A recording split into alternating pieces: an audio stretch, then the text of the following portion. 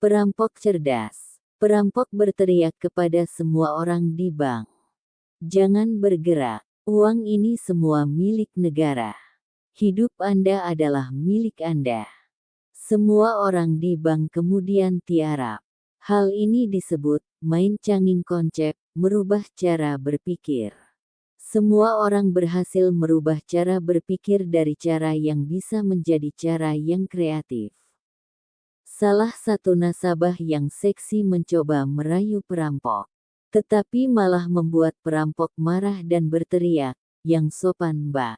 Ini perampokan bukan perkosaan." Hal ini disebut being profesional, bertindak profesional. Fokus hanya pada pekerjaan sesuai prosedur yang diberikan. Setelah selesai merampok bank dan kembali ke rumah, perampok muda yang lulusan BA dari universitas terkenal berkata kepada perampok tua yang hanya lulusan SD, "Bang, sekarang kita hitung hasil rampokan kita." Perampok tua menjawab, "Dasar bodoh, uang yang kita rampok banyak, repot menghitungnya. Kita tunggu saja berita TV, pasti ada berita mengenai jumlah uang yang kita rampok." Hal ini disebut experience, pengalaman. Pengalaman lebih penting daripada selembar kertas dari universitas. Sementara di bank yang dirampok, si manajer berkata kepada kepala cabangnya untuk segera lapor ke polisi. Tapi kepala cabang berkata, "Tunggu dulu, kita ambil dulu 10 miliar untuk kita bagi dua. Nanti totalnya kita laporkan sebagai uang yang dirampok." Hal ini disebut swim with the tide, ikuti arus. Mengubah situasi yang sulit menjadi keuntungan pribadi.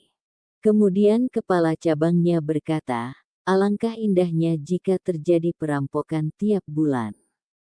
Hal ini disebut killing boredom, menghilangkan kebosanan.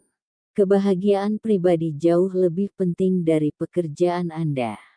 Keesokan harinya berita di TV melaporkan uang 100 miliar dirampok dari bank. Perampok menghitung uang hasil perampokan dan perampok sangat murka.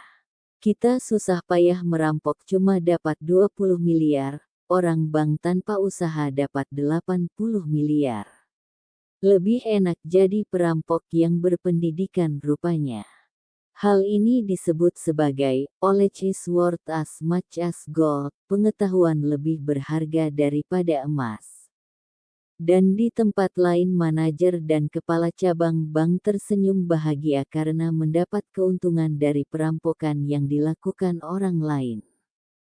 Hal ini disebut sebagai seizing opportunity, berani mengambil risiko. Selamat mencermati kisah di atas.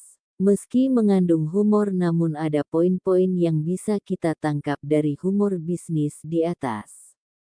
Apakah Anda bisa melihat, mengapa bangsa ini selalu ada keributan?